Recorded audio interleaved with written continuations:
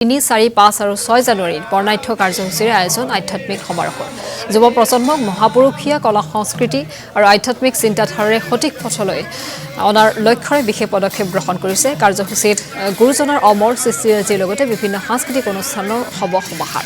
অসমৰ প্ৰায় 18খন জিলাৰ ভক্ত বৈষ্ণৱৰ সমাগম হ'ব আধ্যাত্মিক সমাৰোহত। এই অনুষ্ঠানৰ বাবে নিৰ্মাণ কৰা হ'ব 25টাকৈ শিবিৰ। জাতি ধৰ্ম বৰ্ণ নিৰ্বিশেষে সকলো ৰাইজৰ সহায় সহযোগিতা কামনা কৰিছে উদযাপন সমিতি।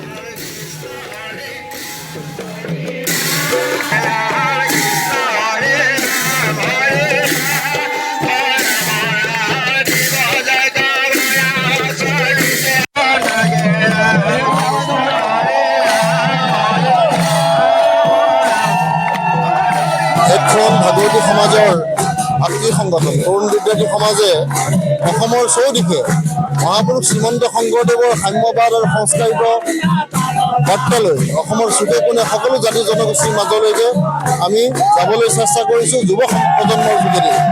শংকৰদেৱৰ বাৰ্তা সাম্যবাদৰ বিজ্ঞান শব্দ তিমিৰৰ পাৰ ভাঙি উজ্জ্বল জীৱনৰ জোৱাৰ অনাৰ খবৰ আমি অসমৰ চুকে কোণে দিবলৈ গৈছোঁ। আৰু এই যুৱ সমাৰোহত এইবাৰ ভূপেন চুকা তিনিআলিত আমাৰ সভাপতি অসমৰ সুৰক্ষা মন্ত্ৰী বিমল বৰা ছাৰ আছে। তেখেতৰ সৰ্বাংগ সুন্দৰ পৰিকল্পনাত আৰু নেতৃত্বত এই অনুষ্ঠান ভাগ আমি পাতিবলৈ গৈ আছোঁ। গতিকে এই এপাহতে মাননীয় আমাৰ আদৰণি সমিতিৰ সভাপতি বিমল বৰা ডাঙৰকে মই আদৰণি জনাইছোঁ, ধন্যবাদ জনাইছোঁ।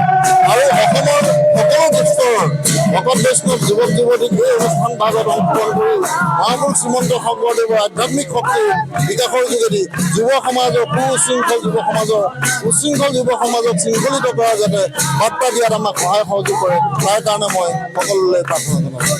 এই সমাজৰ অসমৰ যি গুৰুজনাই দি যোৱা এখন হৰিনাম ধৰ্মৰ ভাগৱতী সমাজৰ যি হৰিনামৰ দ্বাৰা শাস্ত্ৰৰ জ্ঞানৰ দ্বাৰা আমি এই অনুষ্ঠানটোত কেইবাটি বৰ্ণাঢ্য কাৰ্যসূচী হাতত লৈছোঁ। যেনে আমি সৰ্বপ্ৰথমে ভাওনা ভাগি লৈছোঁ, গুৰুজনাৰ অনবদ্য সৃষ্টি ভাওনা, আৰু দ্বিতীয়তে মহাপাল নাম, তাৰপিছতে শ্ৰীকৃষ্ণ ৰাধাৰ ৰাসক্ৰিয়া, গুণমালা কীৰ্তনকৰ ভূমিপুষৰ ভাগৱত পাঠ ব্যাখ্যা, হলিগীত, দ্বিতীয়তে বৰপেটাৰ হলিগীত পৰিৱেশন হ'ব বৰপেটাৰ বিদ্যাৰ্থী সমাজৰ, আৰু আমাৰ যোৰহাট জিলাৰ বিদ্যাৰ্থী সমাজৰ খুজ্জানত নিধি জীৱনত শ্ৰীকৃষ্ণ ৰাধাৰ ৰাসক্ৰিয়া মিলন ঘটিব।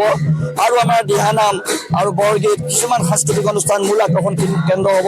সকলো ৰাইজক আমি বিনম্ৰে অনুৰোধ কৰিছোঁ এই অনুষ্ঠান ভাগত সকলো সহযোগিতা ৰাখি আৰু সাফল্যমণ্ডিত কৰি অসমৰ ইমূৰৰ পৰা সিমূৰলৈ যেন জাকত জিলিকা কৰে। অসমৰ বিদ্যাৰ্থী সমাজৰ জয় জয় মৰ্ম হয়।